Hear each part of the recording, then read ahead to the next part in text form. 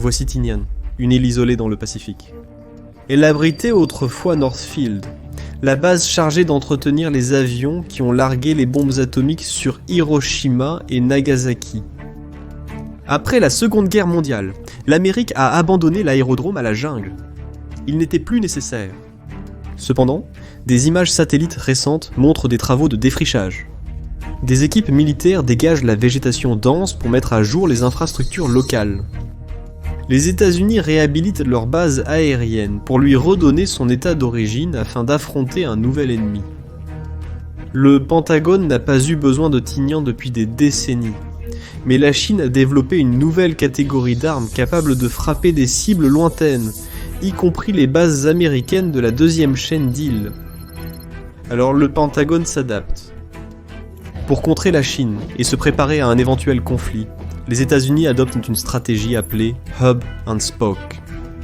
Cette approche consiste à répartir les ressources et les moyens sur une zone plus vaste, au lieu de les concentrer en un seul endroit.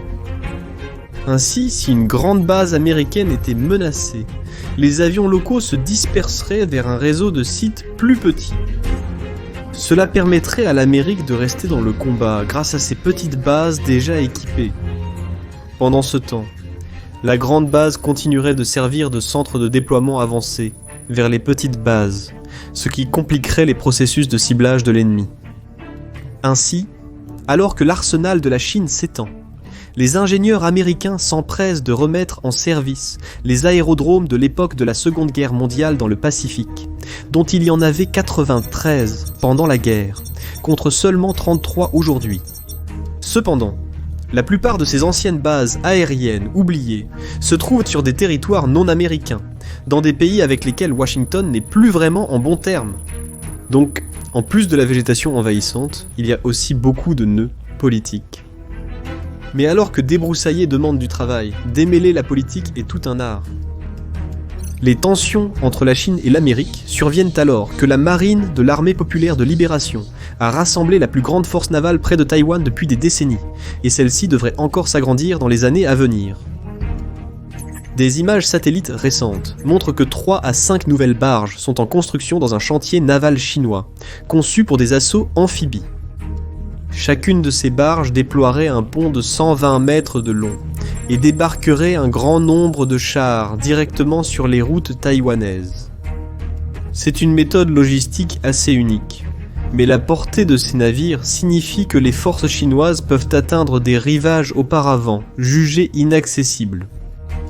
Il est compréhensible que les Taïwanais soient en état d'alerte maximale, tant sur le plan militaire que politique. Les dirigeants taïwanais ont récemment effectué une tournée dans le Pacifique, car un conflit sino-taïwanais entraînerait inévitablement les États-Unis dans la lutte, l'ensemble du Pacifique servant alors de champ de bataille. Cependant, alors que le renforcement militaire de la Chine se poursuit, il n'existe aucun média chinois qui en parle. La plupart des discours proviennent des États-Unis. À la pointe sud de l'île de Hainan en Chine se trouve la base navale de Yulin. Établie en 1955, elle est le foyer traditionnel de la marine de l'Armée populaire de libération. Tout au long du XXe siècle, elle n'était guère plus qu'un poste de soutien pour la maigre flotte de la mer du sud de la Chine de l'époque. Aujourd'hui cependant, la base navale de Yulin est la pierre angulaire de la renaissance navale de la Chine. Avec 200 autres sites militaires, elle représente un engagement de 50 milliards pour la suprématie chinoise dans le Pacifique. Certes, la marine américaine reste au sommet de la hiérarchie, mais la puissance navale croissante de la Chine bouleverse la donne. La marine de l'Armée populaire de libération prévoit de dominer la première chaîne d'îles d'ici 2030 et la deuxième chaîne d'îles d'ici 2050. La Chine construit à grande vitesse des frégates, des sous-marins, des porte-avions, des missiles, des fusées et des avions. Et à mesure qu'elle franchit étape après étape, l'ampleur et la rapidité du réarmement ont tiré la sonnette d'alarme au Pentagone. Cette vidéo publiée par l'armée de l'air de l'Armée populaire de libération montre un bombardier capable de transporter des armes nucléaires, lançant une attaque simulée sur ce qui semble être la base Anderson à Guam. Les bases avancées dans la deuxième chaîne d'îles, comme Anderson, constituent le principal point de rassemblement des États-Unis en cas de conflit dans la région. Situé à moins de 5000 km du détroit de Taïwan, Guam est essentiel à la capacité des États-Unis de projeter leur puissance dans le Pacifique, ce qui en fait une cible stratégique. Bien que les forces chinoises soient en retard par rapport à leurs homologues américains en termes de puissance de feu, elles disposent d'un avantage numérique. Les avancées dans la technologie des missiles, ainsi qu'une flotte croissante de drones, signifient que Pékin est de plus en plus capable de submerger les défenses existantes. Le Pentagone en est bien conscient. Ainsi, pour mieux défendre Guam, l'armée américaine prévoit d'installer un réseau de défense antimissiles en couche, intégrant des systèmes tels que T, AD, AJ, AS et Patriot. Cependant, même le système de défense le plus avancé peut être submergé. Ainsi, l'Amérique modifie sa défense. Au lieu de combattre la Chine à armes égales, elle disperse ses avions pour les rendre plus difficiles à détruire. C'est là que le système de Hub and Spoke entre en jeu.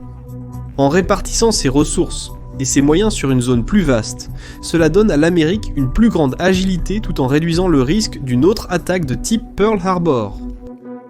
Ce besoin d'une plus grande agilité est dû aux avancées technologiques spectaculaires de la Chine, en particulier à son arsenal de missiles en pleine expansion. Cela inclut le Dongfeng 26, un missile balistique de portée intermédiaire connu sous le nom de tueur de Guam. Ce missile a une portée opérationnelle d'environ 4000 km, mais son rythme de production est tout aussi impressionnant. Le département de la défense des États-Unis estime que la Chine a augmenté le nombre de missiles Dongfeng 26 de 300 en 2021 à 500 en 2022, avec 250 lanceurs pour ces missiles. Une autre menace majeure est le Dongfeng 17, un missile hypersonique. Celui-ci a une portée plus courte, 1600 km, mais il lance un planeur hypersonique et peut être installé sur des sous-marins. Contrairement à un missile balistique traditionnel, qui suit une trajectoire prévisible, les planeurs hypersoniques peuvent changer de direction en plein vol, ce qui les rend beaucoup plus difficiles à intercepter. Ces missiles, le Dongfeng 26 et le Dongfeng 17, mettent la base Anderson en danger.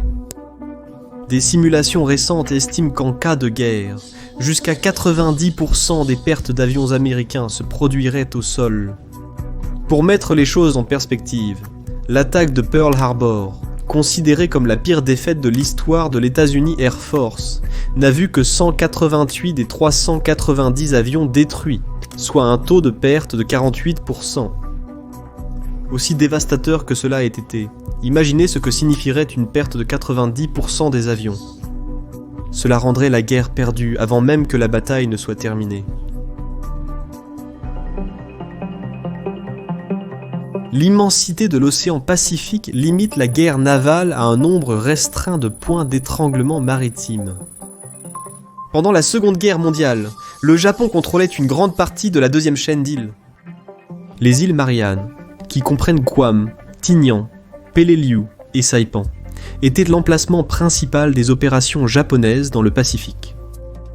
En occupant ces îles, les Japonais empêchèrent la projection de puissances américaines dans la mer des Philippines, protégeant ainsi la métropole japonaise.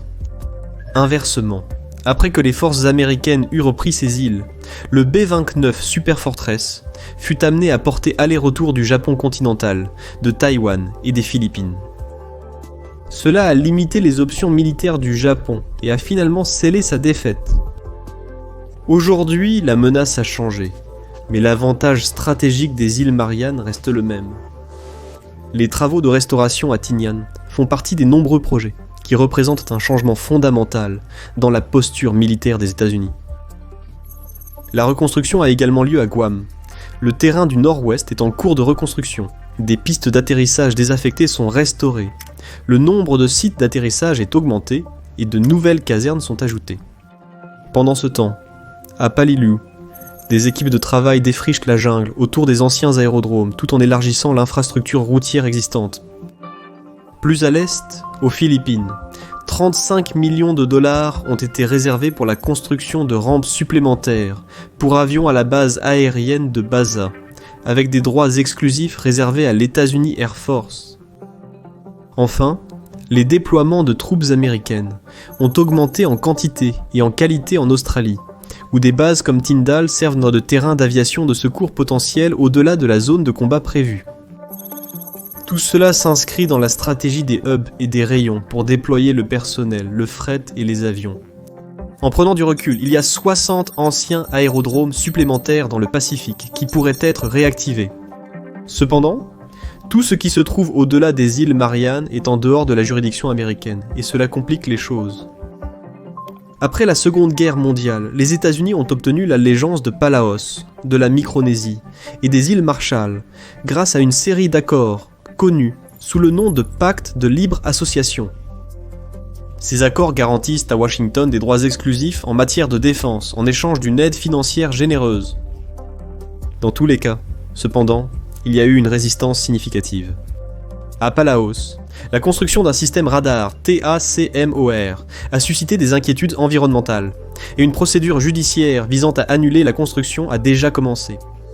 Pendant ce temps, son Sénat a adopté une résolution rejetant le déploiement proposé de missiles américains sur son territoire.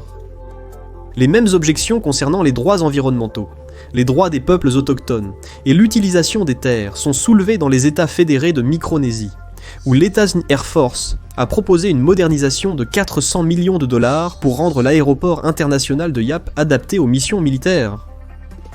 Dans l'ensemble, beaucoup de nations du Pacifique comprennent très bien qu'elles se trouvent sur le futur champ de bataille, et elles ne veulent pas en faire partie. Pour compliquer les choses, le Pentagone a besoin de plus de droits juridiques pour construire les infrastructures nécessaires à une plus grande profondeur stratégique. Obtenir des droits de stationnement permanents et construire des infrastructures pour les systèmes de missiles signifie empiéter sur la souveraineté des populations locales. Cependant, compte tenu de l'histoire du colonialisme et des essais nucléaires dans la région, ce n'est pas aussi simple qu'il n'y paraît. Bien que les préoccupations locales soient sincères, elles sont souvent amplifiées par la Chine. Les liens commerciaux étroits entre les investisseurs chinois et les législateurs locaux, ainsi qu'une liste toujours croissante d'opportunités pour les insulaires d'étudier ou de travailler en Chine, ont renforcé la réputation de Pékin en tant que partenaire viable. Cela peut sembler être un petit changement, mais pour une région qui n'a connu que la puissance américaine, c'est un changement crucial. Ainsi, alors que l'Amérique se prépare à de futurs conflits en réactivant des aérodromes de la Seconde Guerre mondiale, la plupart des pays du Pacifique préfèrent rester neutres, ou s'assurer que la Chine soit également impliquée. La paix, après tout, est un pont suspendu maintenu en place par la tension de forces égales. Je suis votre hôte Shirvan pour Caspian Report. Si vous appréciez notre travail, n'hésitez pas à laisser un commentaire, à cliquer sur le bouton j'aime et peut-être à partager la vidéo. Dans tous les cas, merci pour votre temps et ça va.